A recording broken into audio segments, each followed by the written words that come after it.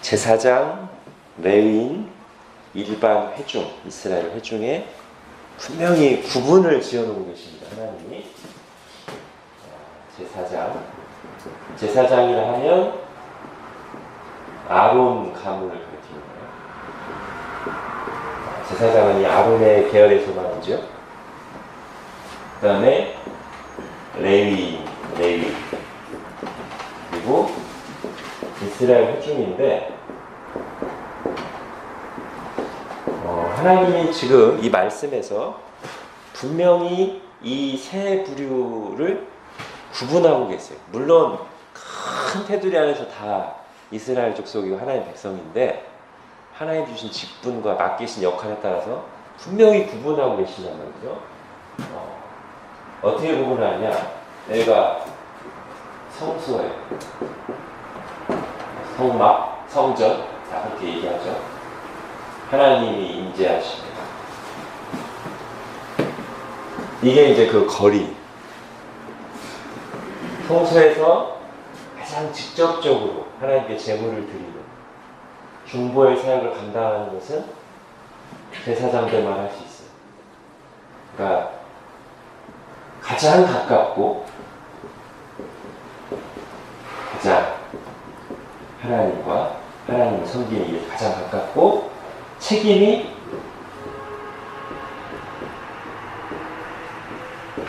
커요. 지금 1절에 나온 그거죠.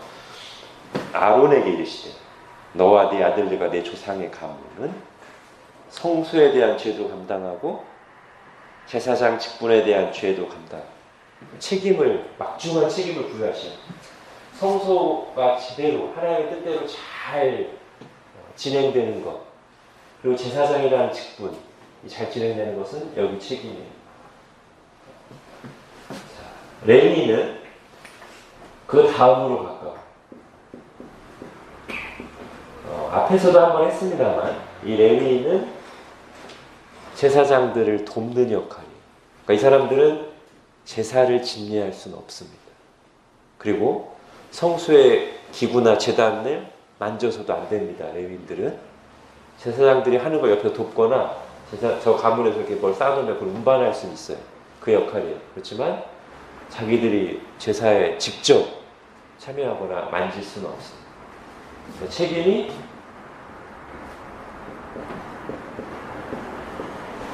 중간. 제사장보다는 책임이 적어요. 그러나 이들도 책임이 있습니다. 자, 이스라엘 회중은 뭐죠? 가까이 갈 수가 없어요.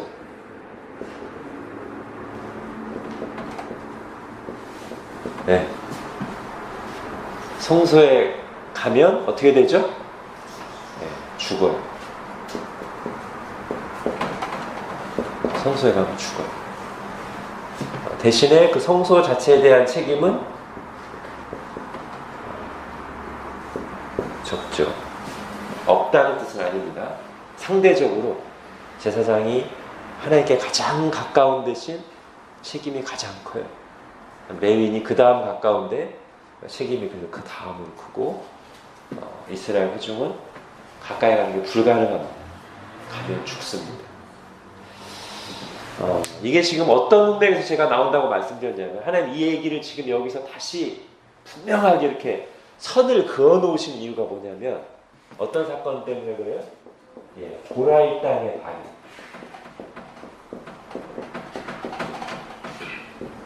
이 고라의 땅의 반역을 우리가 앞에서 했습니다만, 고라의 땅의 반역의 내용을 보면 하나는 이제 하나님께 대한 불만, 모세와 아론이 마치 하나님 뜻대로 하는 게 아니라 자기들이 주도하는 것처럼 생각하면서 광야에서 40년간 방황하다 죽을 수밖에 없다는 얘기를 듣고 다들 이스라엘 백성들이 그 징계를 받아들이지 못하고 불만을 가지고 있을 때 이 사람이 이제 선동을 한 거죠. 이 사람이 원한 건 뭐냐면 자기도 이거 하고 싶은 거. 하나님은 그럴 수 있다. 내가 정한 사람만 할 수 있다. 이렇게 말씀하신 거죠.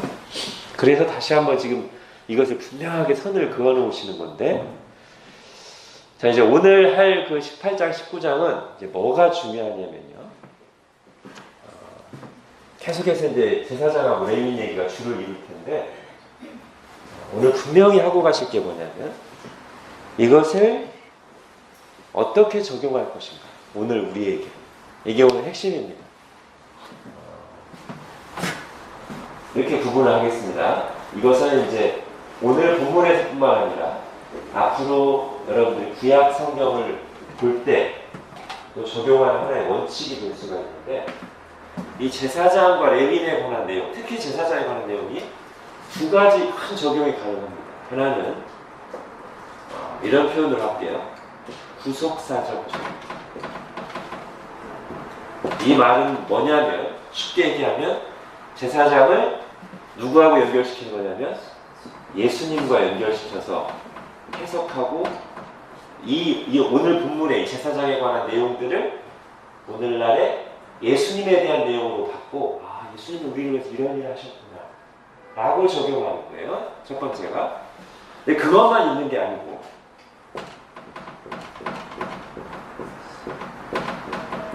신앙 원리에 해당하는 적용이 가능합니다. 즉 여기 나와 있는 이 하나님이 제사장과 레위인에게 어떤 역할을 주시고 그들에게 어떤 몫을 주신다는 내용이 오늘날 교회와 직분에 연결될 수 있는 내용이 분명히 있습니다.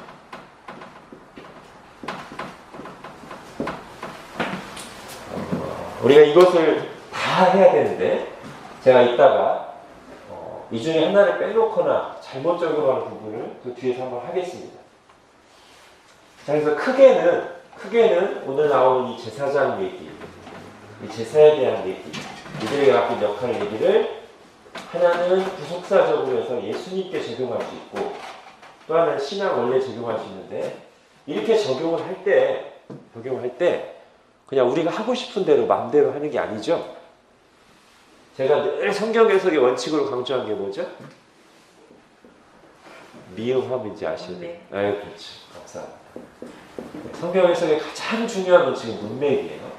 근데 이걸 우리가 적용할 때도 당연히 문맥을 따라야 되는데 성경 전체의 문맥에 맞아야 되고 특히 저런 구속사적 해석을 하는 이런 부분을 할 때 신약 성경의 빛으로 해야 됩니다. 이걸 가지고 신약 성경에서 실제로 이 제사장을 또는 제사장들에게 하나님이 저런 역할을 맡기고 저런 몫을 주셨다는 것을 신약이 실제로 말하고 있는 방식으로 우리가 해석을 해서 우리에게 적용을 해야 된다는 거죠. 본격적으로 들어가기 앞서서 요건 어렵지가 않아요. 그죠? 대제사장의 제사사역, 속죄사역, 중보사역이 예수님에게 연결된다는 것을 우리가 너무나 잘 알고 있습니다. 예를 들면 히브리서에서, 그죠? 히브리서 아니라 다른 것도 이거는 우리가 쉽게 알 수 있는 대제사장, 제사장의 중보 속죄사역은 예수님께로 기본적으로 연결이 가능합니다. 오늘 본문도 그런 부분이 분명히 있어요. 자, 그 다음에 교회, 이 제사장에 대한 얘기, 이제 뒤에 구체적으로 나올 텐데, 그게 교회 적용이 가능한가? 가능합니다. 어떤 말씀이 대표적이냐면, 요즘에 우리 가족이 밥 먹을 때마다 암송하는 구절, 베드로전서 2장 9절. 오직 너희는 택하신 족속이요, 왕 같은 제사장들이라.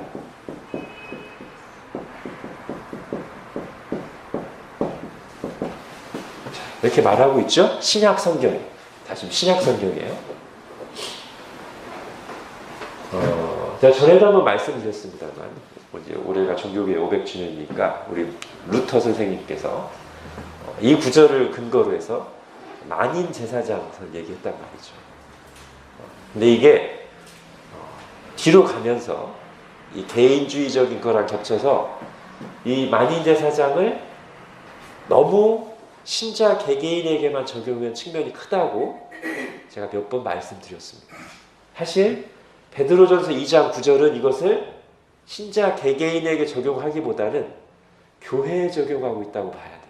물론 교회에 적용하면 당연히 신자에게까지 적용이 됩니다. 왜냐하면 요거 앞에 나오는 게 뭐죠?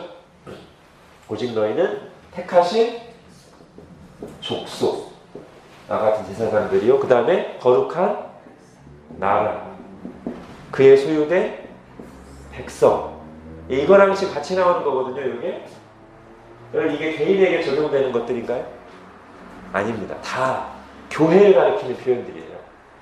이건데 이것만 교회로 적용하지 않고 개인으로 적용하는 것은 자기가 그렇게 하고 싶어서 하는 거지 성경 문맥은 그렇지 않다는 거예요. 성경은 이걸 다 지금 교회를 가리키는 거고, 그리고 원래 이게 나온 게 뭐죠? 제사장 나라 거룩한 백성 이스라엘을 가리키는 거예요. 그죠? 그렇기 때문에 신자에게 적용하면 안 된다는 말이 아닙니다. 근데 기본적으로 이게 교회를 가리키는 거예요. 그래서 오늘 이 본문에 나온 제사장, 이것도 우리가 교회로 한번 적용해 보자. 당연히 그러면 우리에게 적용되는 거예요. 우리 모두에게. 자, 그 다음에는 직분에 적용되는 측면이 분명히 있습니다. 근데 여기서 조심해야 되는데, 이게 이제 비판의 요소가 된 것은 두 가지가 있죠. 하나는 잘못된 케이스 말하는 거예요. 천주교에서, 로마 가톨릭에서 아직도 신부들을 공식 명칭이 사제예요. 영어로 프리스트예요. 다른 말로 제사장이란 말이에요. 그러니까 지금 로마 가톨릭에는 제사장이 있어요. 공식 직분으로. 교황도 제사장이에요. 최고 제사장이죠. 신부들이 다 제사장이란 말이에요. 근데 우리는 그렇게 하지 않는단 말이죠. 우리는 이렇게 받아들인단 말이에요. 교회를 가리키는, 모든 신자들을 가리키는 거예요. 그러니까 어떤 오늘날 사제 직분이 있다는 뜻에서 직분에 적용된다는 뜻이 아닙니다. 그거랑 비슷하게 한국교회에서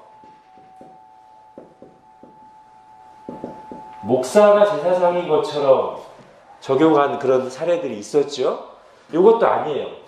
지금 제가 직분에 적용된다고 하는 것은 오늘날 교회 안에 있는 어떤 직분을 가리킨다는 뜻에서 적용된다는 뜻은 아닙니다. 그것은 분명히 하고 가야 돼요. 다만 여기서 지금 뒤에 하겠지만 제사장들과 레위인들의 목, 하나님이 그들을 먹이시는 원리가, 이것은 신약 성경의 사역자들에게 교회의 재정 원리에 그대로 적용되게끔 돼 있어요. 그것을 이따 신약 성경에서 찾아보겠습니다. 주님도 말씀하시고 바울도 얘기했기 때문에 그 원리는 그대로 가져와요. 직분이 그대로 오는 게 아니고 제사장 직분은 없습니다, 교회에. 그러나 그 원리는 온단 말이에요. 구약의 풀타임 사역자들, 구약의 전임 사역자들이었던 제사장, 레위인들에 해당됐던 재정 공급의 원칙이 신약 시대의 풀타임 사역자들이나 교회 안에 가난한 자들을 먹인 원리는 그건 그대로 온단 말이에요. 직분은 아니죠. 이 세 가지로 적용이 가능하다는 거예요. 오늘 본문이. 자, 그렇게 아시고 하나씩 그럼 보겠습니다. 자, 18장 5절.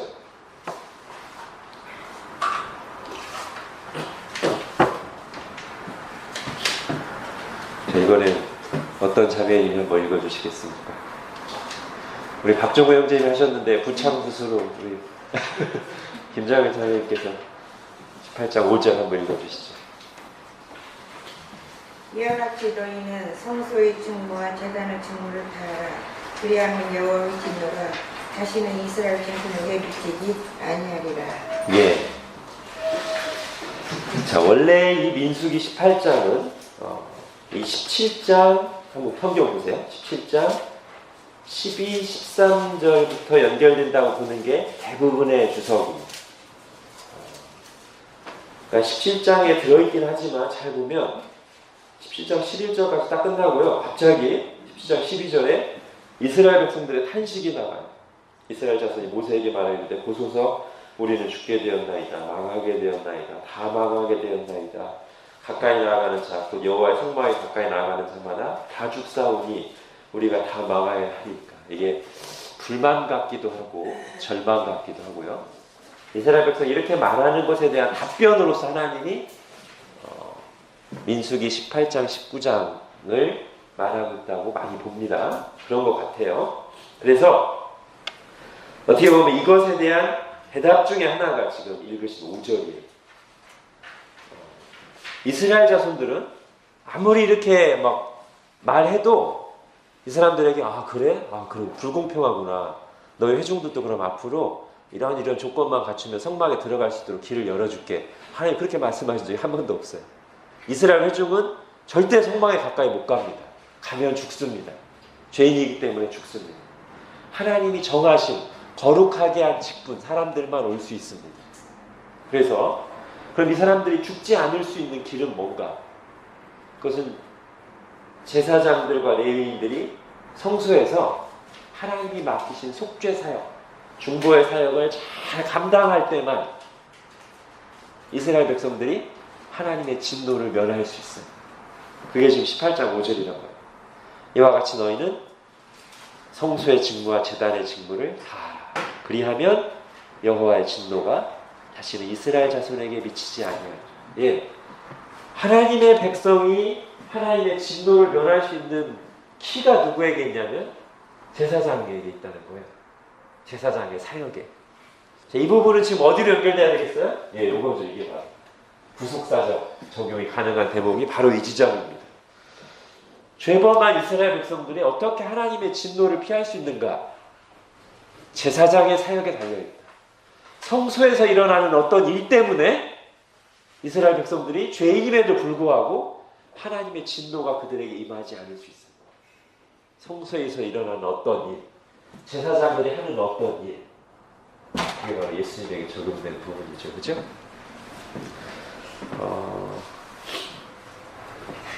근데 막상 신약에 가면 여기서 지금 말하는 것 이상의 내용이 들어있습니다. 여기서는 이제 성소에서 제사장들의 직무를 잘 감당하면 하나님의 진노가 임하지 않는 것, 이것만 나오죠? 자, 우리 아까 제가 히브리서를 썼으니까 히브리서 4장 한번 가보겠습니다. 그러나 실제 예수님의 대제사장 사역을 통해서 우리에게 임한 은혜는 어떤 것인가?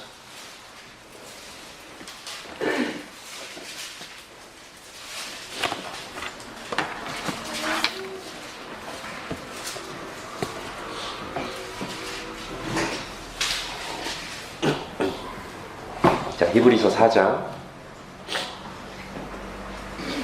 잘 아시는 본문이죠. 14절부터 16절까지. 자, 14절은 형제님들, 15절은 자매님들, 16절은 같이 천천히 읽겠습니다. 자, 형제님들부터 시작. 그러므로 우리에게 큰 대제사장이 계시니 승천하시니 곧 하나님의 아들 예수시라. 우리가 믿는 도리를 굳게 잡을지어다. 우리의 있는 대제사장은 우리의 영광을 도와주고 사시는 아니요 모든 일에 우리와 똑같이 시험을 받으신 이유에 죄는 없으십니다. 그러므로 우리는 긍휼하심을 받고 때를 따라 돕는 은혜를 얻기 위하여 은혜의 보좌 앞에 담대히 나아갈 것입니다. 아멘. 예. 우리 신약 백성은 여기까지 이제 믿어야 되는 거죠, 그죠? 그러니까 뭐냐면 때를 따라 돕는 은혜를 얻기 위해 은혜가 약속돼 있어요. 담대히 하나님께 나아갈 수 있어요. 아까 여기 보면은 구약에 보면은 제사장의 속죄 사역을 통해서 그냥 진노가 임하지 않는 것까지만 얘기됐어요.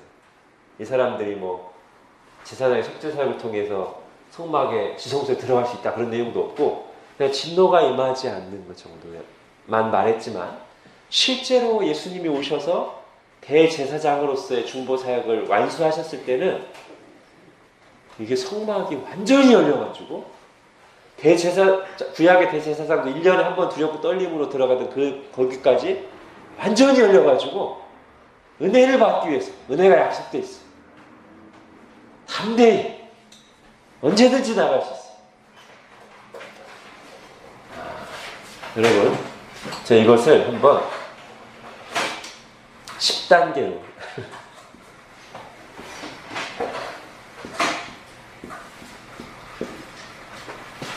그래서 1부터 2, 10 우리도 가끔은 좀 이런 생각을 좀 해야 될 것 같아요. 우리는 예수 그리스도를 믿는 신약시대 하나님의 백성으로서 몇 번에 있나? 여러분 몇 번에 계세요? 그러니까 1번이라는 것은 하나님의 심판을 약간 두려워하지만 심판받지 않을 거라는 정도. 지옥에 안 가. 그 정도.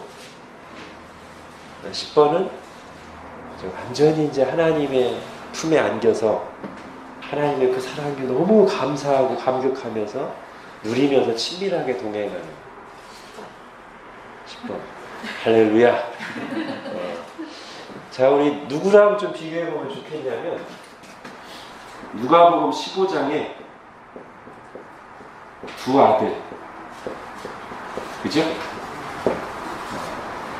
여기에 나오는 누가복음 15장에 나오는 그 아버지의 모습이 우리 하나님의 모습입니다. 그죠? 사랑이 충만하신, 자격 없는 자에게 넘치도록 베푸신, 집 나간 아들이 돌아올 때 너무나 기뻐서 뛰어 달려와서 목을 안아주신 그 하나님 예수 그리스도 안에서 우리 하나님 아버지인데, 둘째 아들은요, 처음에 아마 이쪽 어디 언저리나 막 이렇게 방황하고 있다가 집 나가고서 성령님이 그의 마음을 감동하셔서 돌아왔을 때는 원래 기대는 한 요 정도 하고 왔는데, 그죠? 깨달은 게 고작 요 정도였어요. 정말 고난 중에서 깨닫고서 우리 아버지 좋은 아버지인데 하고 돌아오면서도 정작 기대는 어느 정도였냐면 요 정도. 벌은 내리지 않고 그냥 하인 중에 하나로만 여겨주셔도 감사하겠다고 왔는데, 그때 만난 아버지는 여기였죠. 그죠? 이게 정상이란 말이죠.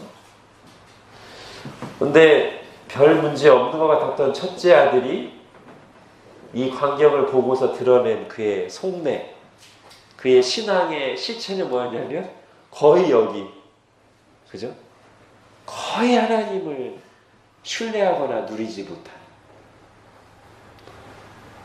그냥 집에 붙어있고 자기 자리에 있는 것으로 자기 의를 삼으면서 정말 하나님의 아버지가 얼마나 나를 사랑하시고 나에게 은혜 베풀기를 즐겨 하시는지에 대해서는 거의 감각이 없는, 그것 때문에 기뻐하는 일도 거의 없는 그런 상태.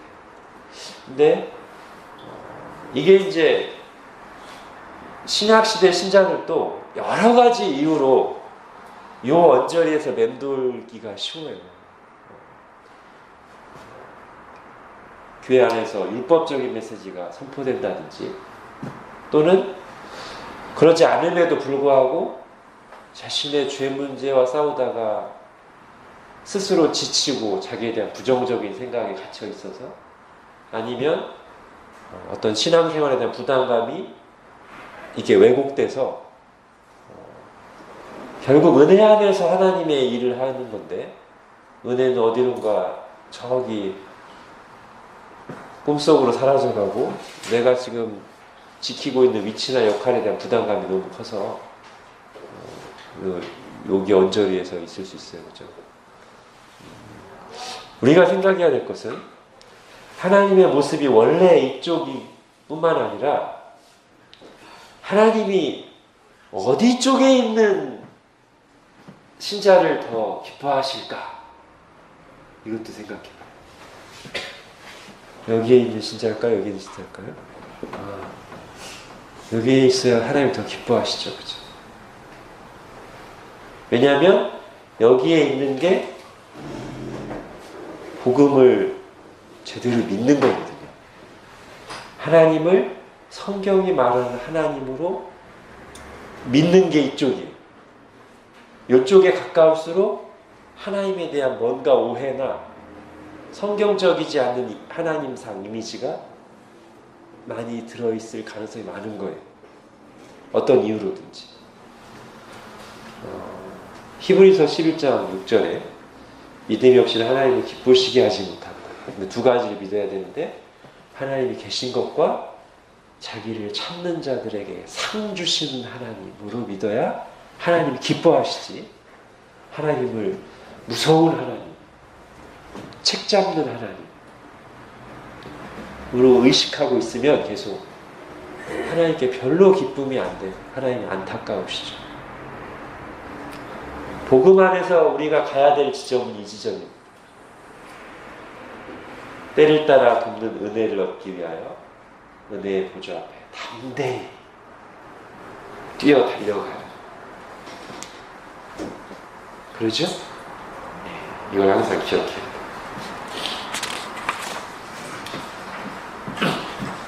자, 지금 오늘 본문에 나오는 대제사장, 제사장의 역할을 이제 구속사적 적용으로 하나 한 겁니다. 자, 이제 나머지 이제 두 개를 차례로 살펴보겠습니다. 18장 6절부터 8절 그리고 20절까지. 자, 그럼 이제 누가 읽어주시겠습니까? 네, 어디? 네, 읽으시죠. 큰 소리로.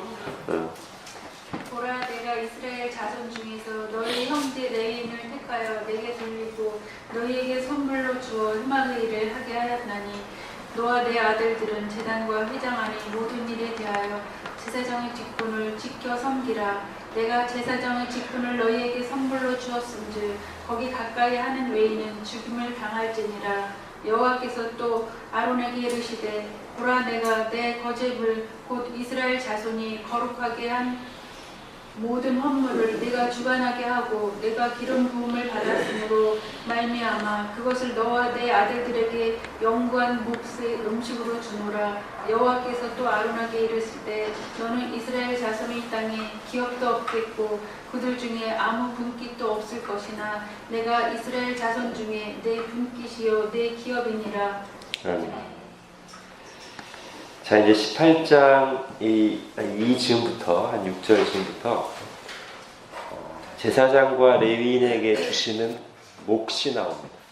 그러니까 앞부분은 제사장과 레위인의 책임, 역할, 사역이 나왔죠. 그리고 그 사역의 핵심적인 부분이 이제 예수님에게 적용된다는 걸 살펴봤습니다. 속죄 사역. 우리는 그 은혜를 누리는 자들로서 적용되어야 되고요. 이제 여기서 나오는 제사장과 레위인에게 주시는 목, 이 부분으로 들어가면서부터는 두 번째 적용이 해당돼요. 신앙 원리에 해당되는 부분으로서 교회나 직분에 해당되는 것인데, 먼저 지금 읽은 이 본문에서 약간 이 민수기에서는 잘 찾아보기 힘든 단어가 두 번 반복해서 나오는데, 예, 그렇죠. 사실 민수기에서 좀 어색해 보일 만큼 갑자기 잘 구약에 안 쓰이는 단어거든요. 이 단어가 잘. 근데 선물이라는 단어가 연속해서 두 번이나 나오고 있습니다. 6절, 7절. 자, 제사장에게 두 가지 선물을 준다고 지금 주셨다고 말씀하시죠. 하나는 레위인을 하나님이 선물로 주셨고요. 그 다음에 또 뭐가 선물이라고 하시죠? 예, 제사장직.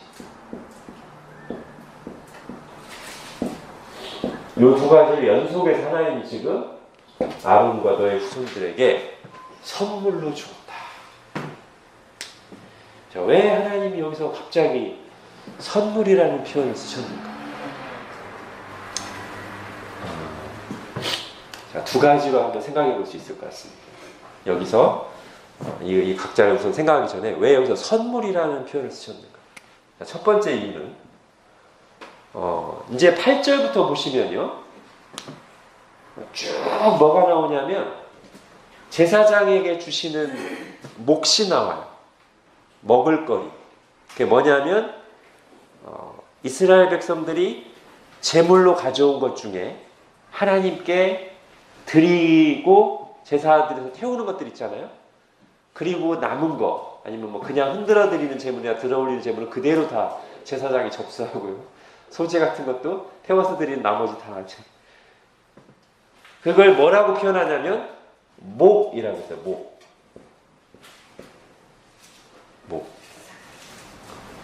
그러니까 제사장직을 하기 때문에 풀타임으로 제사장 직분을 감당하기 때문에 주시는 몫이라고 했거든요. 그 뒤에 나온 그 모든 것들이. 근데 그 몫을 얘기하시기 전에 선물을 얘기하신 거예요. 그래서 이제 어떻게 볼 수 있는 거냐면 여기서 이 두 가지를 선물로 말씀하신 이유는 뒤에 나오는 몫과 약간 구별하시기 위해서. 우리가 이런 개념에 익숙하죠? 즉 몫이라는 것은 뭐를 했기 때문에 받는 거예요. 선물은 거저, 은혜로. 원래 은혜라는 말 자체에 선물이라는 뜻이 많이 들어있잖아요. 그런 뜻으로 지금 들어갔다는 것이죠. 즉 제사장직, 이것은 이 아론과 그의 자손들이 고라 일당보다 더 뭔가를 해서 더 뛰어나서 이유가 있어서 받은 게 아니고 선물로 받은 거예요. 고라가 그토록 원했지만 그것 때문에 반역까지 일으켰는데 그래도 얻을 수 없었던 그것을 아론은 뭐 해서 받은 게 아니라 하나님은 그냥 당신의 주권적인 선택 가운데 은혜로 거저 선물로 주셨어요. 물론 이 선물에는 굉장히 큰 무거운 책임이 따르긴 하지만 이 자체는 선물이라는 거예요. 하나님이. 레위인도 그렇게 하나님의 일을 할 때 옆에서 같이 동역하도록 주신 이 레위인들도 니들이 뭐 레위인보다 뛰어나거나 뭐 어떻게 해서 받은 게 아니라 그냥 하나님이 선물로 보내주신 거예요. 자, 몫과 약간 구별된다는 의미에서. 자, 두 번째는 뭐 그거랑 비슷할 수 있겠습니다만 거저 주더라도 가치가 없는 것은 선물이라는 말을 붙이기가 별로 어려운데 지금 이 문맥, 이 15장부터 계속되는 고라 일당의 반역에서부터 쭉 해서 이 제사장직까지 왔을 때 이 문맥은 이게 얼마나 중요한 직분인가, 고귀한 직분인가 라는 것을 강조하고 있거든요. 그걸 좀 표현하는 의미도 들어있는 것 같아요. 얼마나 고귀한 직분인가. 하나님이 귀한 것을 지금 주셨다는 거죠. 아론에게, 제사장들에게 하나님이 귀한 것을 선물로 주셨어요.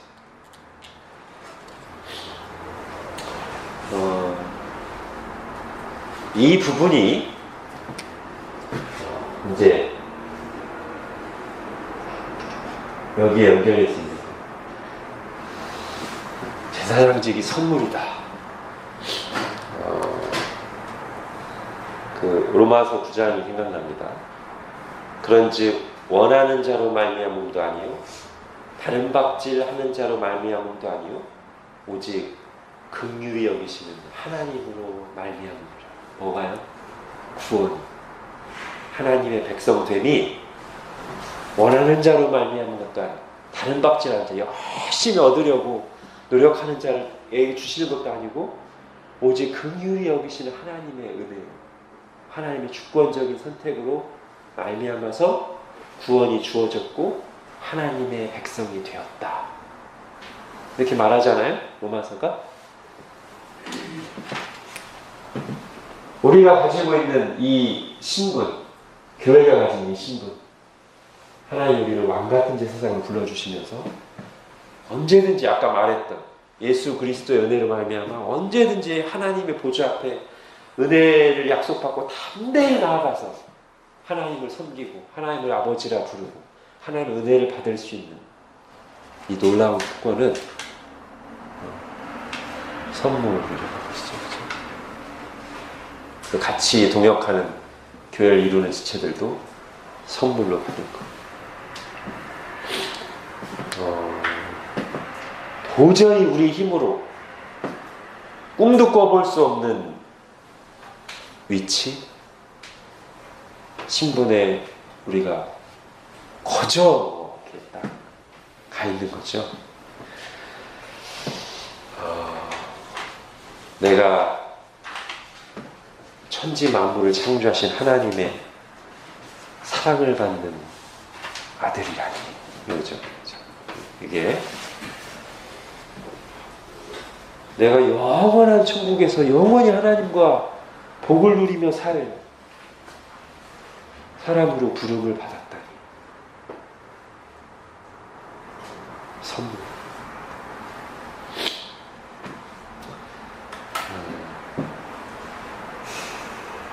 자, 하나님이 이렇게 목과 선물을 쭉 얘기하시다가 이제 또 갑자기 또 중요한 얘기를 하나 하십니다. 20절 한번 가보십시오. 본문에 민수기 18장 20절. 여호와께서 또 아론에게 이르시되 너는 이스라엘 자손의 땅에 기업도 없겠고 그들 중에 아무 분깃도 없을 것이나 내가 이스라엘 자손 중에 내 분깃이요 내 기업이니라. 지금 18장 8절부터 쭉 제사장에게 선물로 주시고 몫으로 주시는 것들을 쭉 얘기하셨어요. 하나님. 그것도 사실 굉장한 것이죠. 근데 이제 막판에 와서는 근데 너는 이제 가나안 땅에 들어가면 너에게는 땅떼기가 하나도 없을 것이다. 근데 나 하나님이 너의 기업이고 너의 분깃이다.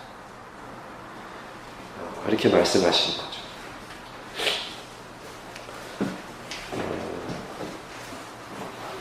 그 예수님이 70인 제자를 딱 보냈을 때 전도여행으로 그 사람들이 돌아와가지고 뭐를 기뻐하죠? 신이 나서 돌아왔어요. 70인 제자가 둘씩 전도여행을 갔다가 너무 막 기뻐서 막 돌아왔어요. 뭐 때문에 기뻐하죠?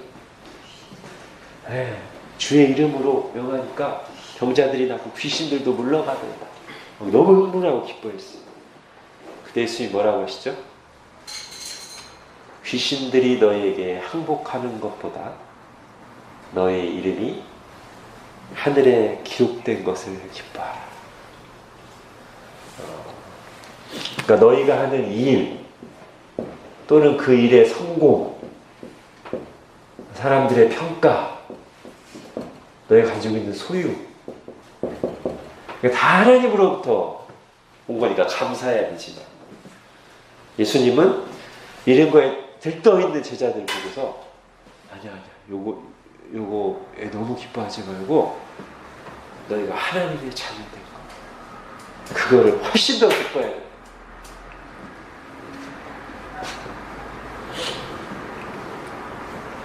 그러면서 그 뒤에 이어지는 본문에 보면 이런 내용이 있습니다. 너희가 지금 보는 것을 보는 눈은 복이 있다. 그러니까 예수님을 지금 보는 너희들이 복이 있다. 그러니까 귀신을 쫓아내고 온 거 그 복보다 지금 예수님을 보는 것, 이게 정말 복된 것이다. 예수님 말씀하시죠. 이것도 이제 우리에게 적용될 수 있는 신앙의 원리죠. 이렇게 적용할 수 있습니다. 교회가 어떤 뭔가를 막 이뤄내고 교회 안에서 내가 어떤 역할을 해가지고 인정받고 하는 것보다 내가 교회를 이루었다는 것, 주님의 몸인 교회의 지체라는 사실, 그것을 기뻐해라. 교회로서 하나님을 가까이 알고 섬기는 그것을 더 기뻐해라.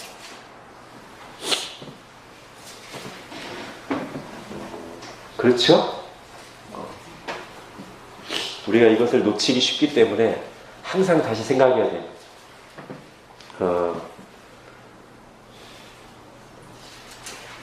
제가 이전에 썼던 표현을 다시 하면 직분보다 신분이 훨씬 더 감사하고 우리가 크게 봐야 될 겁니다. 요것 때문에 요게 휘청휘청하면 안 된다는 거. 요것 때문에 이게 휘청휘청하면 안 된다는 거. 이게 이런 것을 압도하는 게 하나님 보실 때 좋은 신앙입니다. 아까 한 번 하면은 하나님 1부터 10까지 해서 하나님 가까이서 그분을 알고 누리고 그것이 이런 거를 압도할 때 그게 하나님 보실 때는 이게 진짜 되게 좋은 시간입니다. 이렇게 말씀하십니다. 자, 오늘 본문에서 이제 조금 정리를 하나 하고 가겠습니다. 자, 레위인과 제사장의 몫이 약간 차이가 있는데요. 그냥 제가 정리를 바로 하겠습니다. 제사장은 몫이 뭐냐면 제물. 아까 말씀드렸죠? 이스라엘 백성들이 하나님께 제사 드리려고 가져온 제물 중에 하나님께 드려서 완전히 다 없어지거나 그러지 않은 나머지 제물 다 제사장 하나님 버리라고 한 거 일부 빼고는. 레위는 그거 못 먹습니다. 같이 회막 봉사를 맡았지만 그거 절대 못 먹어요. 레위는 뭘 먹냐면, 레위의 몫은 뭐냐면 이스라엘 회중이 가져온 11조가 레위인에게 주신 하나님의 몫입니다. 자, 그런데 오늘 본문을 다시 보면 레위인은 이렇게 이스라엘 회중이 낸 11조를 받은 것 중에서 11조를 또 드려야 돼요. 하나님께. 그걸 또 누가 갖냐면 제사장이 가져요.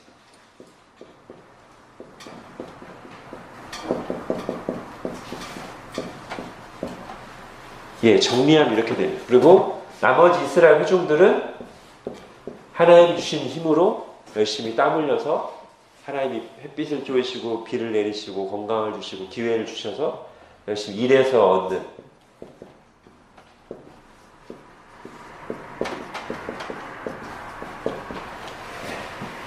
물론 이게 다 하나님이 주시는 건데 이게 결국은 하나님으로부터 오는 겁니다만 이렇게 하나님이 구분을 하셨어요. 여기서 11조를 여기 드리고 여기에 11조가 다시 여기로 가고 그 외에 재물을 좀 못해요. 이게 이제 몫이에요. 자, 이제 이 부분에서 다시 요게 이제 또 적용됩니다. 신앙 원리에 해당되는 거, 요 부분이에요. 제가 말씀드린 요 부분. 세 번째 적용으로 갑니다.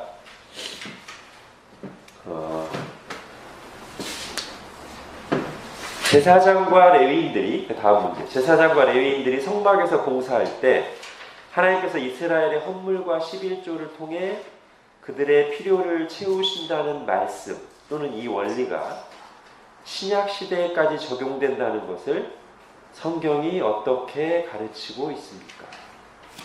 자, 여기서 말하는 원리는 뭐냐면 먼저 하나님께 드리는 원리. 감사와 신앙 고백으로 내게 있는 모든 것이 하나님으로부터 왔습니다. 사실 이 11조를 하나님이 율법으로 주시기 전에도 아브라함이 어디서 배웠는지 모르지만 11조 정신을 가지고 실천했던 것을 우리가 보죠. 롯을 잡아갔던 군대들과 싸움을 하고 돌아와서 많은 전리품을 얻어가지고 왔는데 그때 멜기세덱이 나타나서, 하나님의 거룩한 큰 제사장이 멜기세덱이 나타나서 너와 함께 하신 하나님을 찬송한다 라고 했더니 아브라함이 자기 것의 10분의 1을 제사장이 멜기세덱에게 주는 것을 우리가 봅니다. 그죠?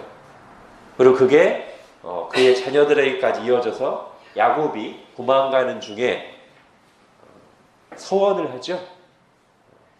그 베델에서 잠을 자고서 거기서 꿈속에서 하나님의 천사가 오르락내리락 하는 걸 보고 여기가 하나님의 집이구나 하면서 이름을 베델, 하나님의 집이라고 짓고, 하나님 저를 이 도망길에서 무사히 돌아오게 하시면 제가 여기에다 하나님의 집을 짓고 주님이 주신 것의 10분의 1을 하나님께 드리겠습니다. 아마 야곱이 그런 말을 한 것은 아브라함 때부터 내려온 그런 것을 자연스럽게 습득이 돼 있어서 말했을 것인데, 그러다가 이제 하나님이 모세 이후에 이스라엘 백성에게 율법으로 10분의 1, 11조를 말씀하시죠.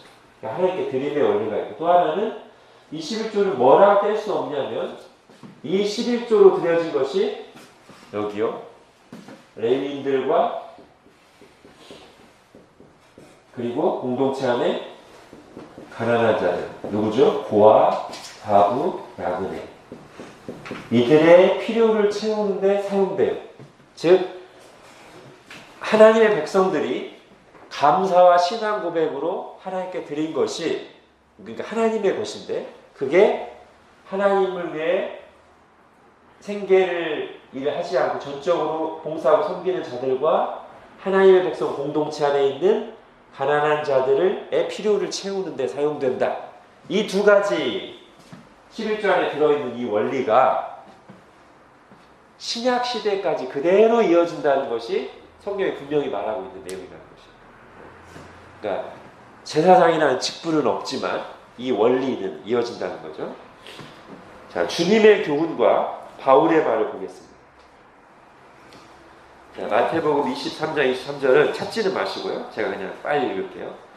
하에스 분저 외식하는 서기관들과 바리새인들이여 너희가 박하와 해안과 근처에 11조는 들이되 율법에서 중한 바 정의와 긍휼과 믿음은 버렸도다. 그러나 이것도 행하고 저것도 버리지 말아야 할지니라.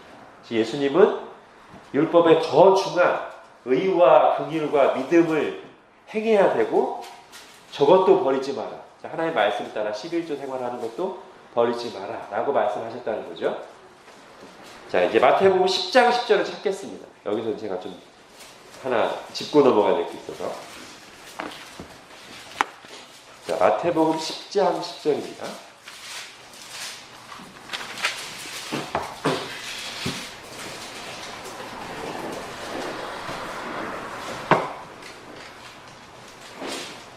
자, 이게 12제자들에게 전도 여행을 보내는 본문인데요.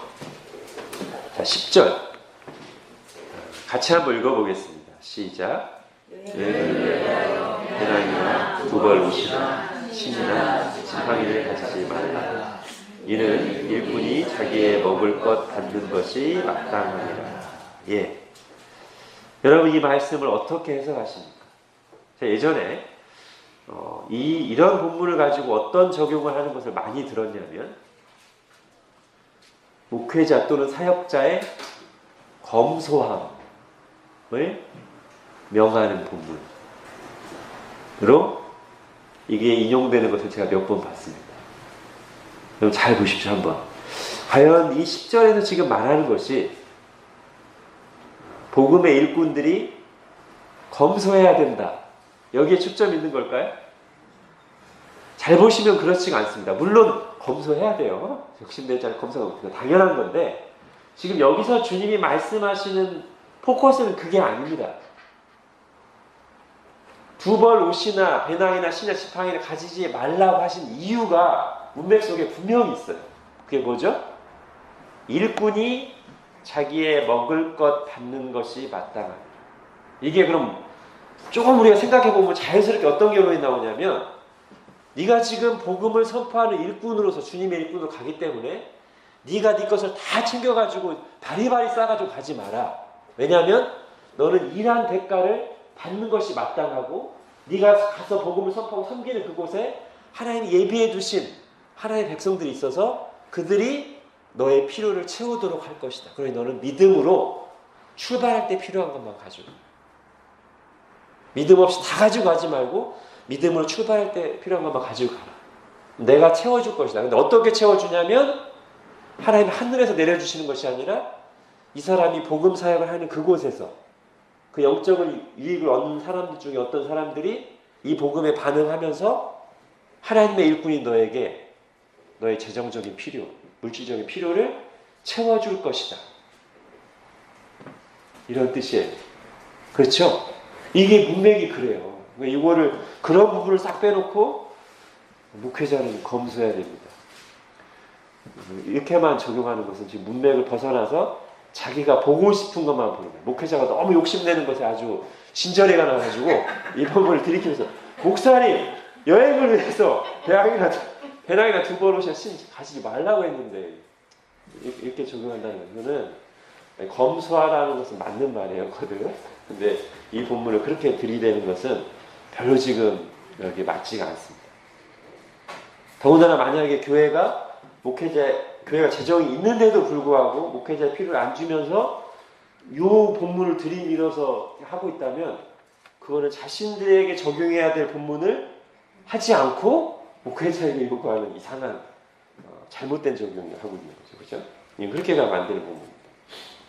자, 네, 바울의 말을 보면 더 명확해지는데 고린도전서 9장을 한번 가보겠습니다. 이제 바울 같은 경우는 지금 오늘 우리가 보는 이 민수기에 나와 있는 것과 같은 본문을 이제 신약에서 그대로 연결돼야 될 내용으로 이제 확정한다고 할 수 있어요. 고린도전서 9장.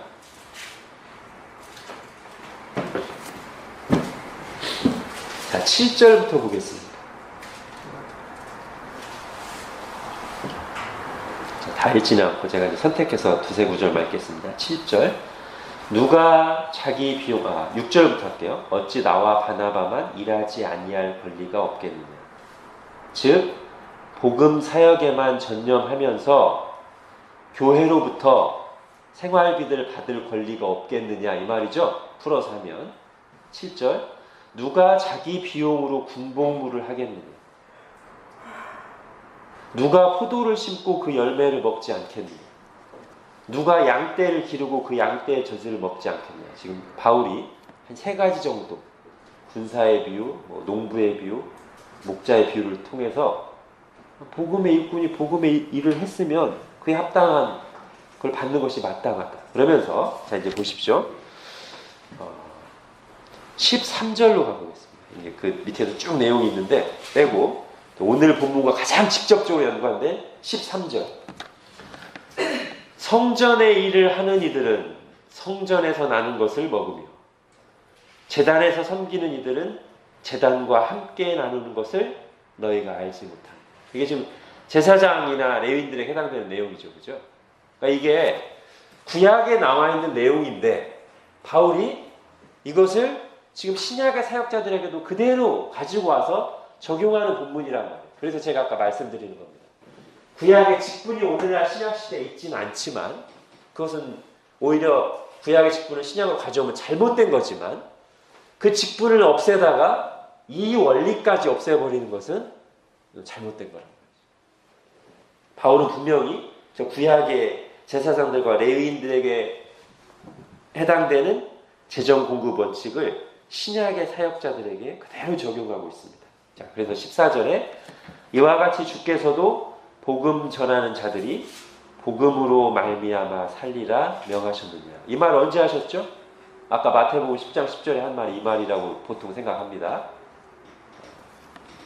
일꾼이 자기의 삭슬을 받는 것이 마땅하니라. 전도를 보내면서 그렇게 말씀하셨죠. 그래서 이제 제가 아까 앞에서 말씀드렸습니다.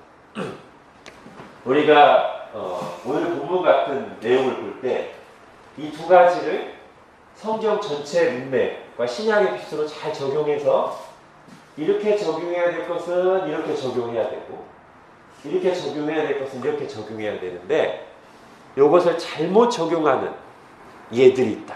또는 한쪽만 강조하고 반대쪽을 죽이는 예들이 있다 하면서 잘못 적용한 예로 아까 앞에서 하나 하고 갔죠. 그죠? 이 제사장이라는 직분은 없어졌는데 로마 가톨릭에서 그것을 그대로 여전히 가지고 있다든지 목사들이 제사장인 것처럼 생각하는 것은 잘못된 적용이죠. 실제로 가톨릭의 사제들은 마치 죄사함의 어떤 그게 있는 것처럼 고해성사를 받고 죄사함을 선언하고 하는 일을 하잖아요. 오직 예수님에게만 가야 될 그 내용이 사람에게 가는 순간 그것은 교회를 굉장히 병들게 하는 복음을 훼손시키는 일이란 말이죠. 그렇게 하면 안 되죠. 또 하나 이제 약간 극단적인 경우가 뭐냐면 요 부분까지 다 요걸로 해버려가지고 이걸 다 없애버리는 사람도 있어요. 특히 오늘날 어설프게 자기 나름대로 성경을 해석하면서 교회를 개혁하고자 하는 사람들 중에는 예수님이나 바울보다 더 뛰어나서 예수님과 바울은 이런 원리들이 신약에도 지속돼야 됨을 분명히 말씀하셨음에도 불구하고 다 필요 없다는 거예요. 오늘날에는 헌금도 필요 없고 11조도 필요 없고 주일도 필요 없고 직분도 필요 없고 다 예수님 안에서 성취돼. 11조도 예수님 안에서 성취돼. 헌상도 예수님 안에 다 성취됐고 다 필요 없다는 거예요. 그런 사람도 실제 있어요. 그런 사람들은 이제 자기가 원하는 것만 얻고자 하는 자. 제 기억으로는 김성수 목사도 그렇게 해석했던 걸 제가 들은 기억이 있습니다. 11조를 예수님. 그분은 모든 게 다 예수님이에요.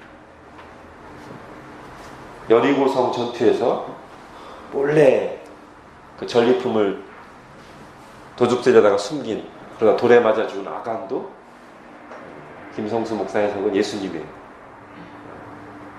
다 예수님이에요, 그냥. 그 사람에게는 11조도 예수님인데 저는 아직까지 성경 속에서 그걸 찾지 못했습니다.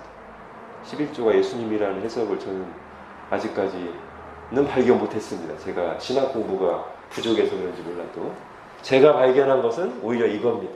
예수님이나 바울이 11조라는 말을 사용하진 않았지만, 그래서 우리도 뭐 교회 봉투에 11조 이런 거 없잖아요, 그죠?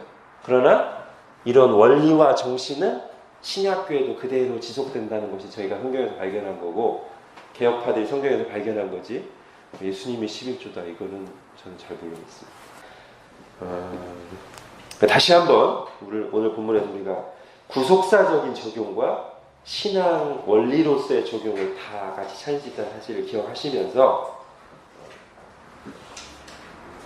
우리가 자칫 우리가 원하는 것 또는 어떤 것에 대한 반발심으로 형성된 신앙으로 성경이 말한 것을 왜곡하거나 성경은 두 가지를 다 말하는데 한쪽만 강조하고 한쪽을 죽이거나 그런 식으로 가지 않도록 주의해야 됩니다.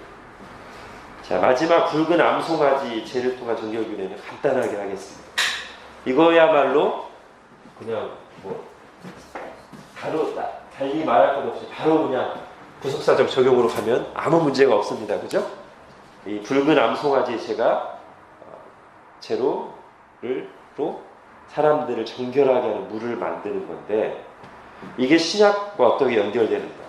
히브리서 9장을 한번 찾아보면 명쾌해집니다. 여기 지금 암송아지의 죄라는 말이 나오죠? 히브리서 9장에 가면 그게 그대로 나옵니다.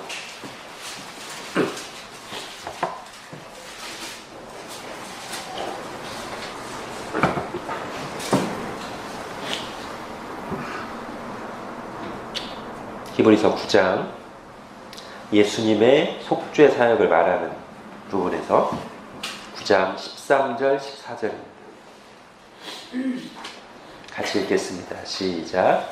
염소와 황소의 피와 및 암송아지의 죄를 부정한 자에게 뿌려 그 육체를 정결하게 하여 거룩하게 하거든 하물며 영원하신 성령으로 말미암아 흠없는 자기를 하나님께 드린 그리스도의 피가 어찌 너희 양심을 죽은 행실에서 깨끗하게 하고 살아계신 하나님을 숨기게 하지 못하겠느냐. 아멘. 그래서 13절에 보면 우리가 잘 아는 그 염소, 황소의 피, 속죄제나 그 제사를 드릴 때 나오는 거와 및 암송아지의 죄, 그죠? 이게 지금 민수기 19장에 나오는 붉은 암송아지 태워서 만든 죄를 말하는 거고요. 그걸 가지고 물에 타서 특히 어떤 사람들이냐면은 시체를 만져서 부정하게 된 사람들을 그 물로 이렇게 씻으면 그 부정함이 씻겨진다. 이거야말로 예수 그리스도를 통해서 완전하게 되기 때문에 오늘날 이거 비슷한 행동을 하면 돼요, 안 돼요? 제가 알기로는 천주교에 성수가 있습니다. 성수.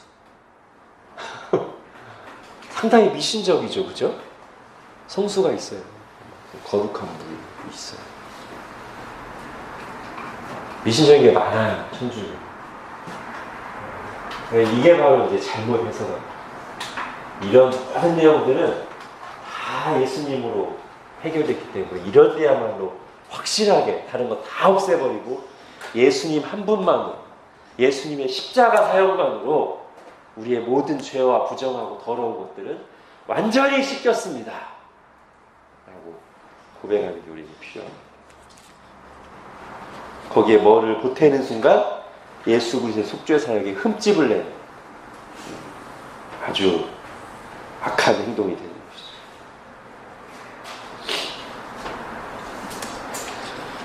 예, 여기까지 하겠습니다.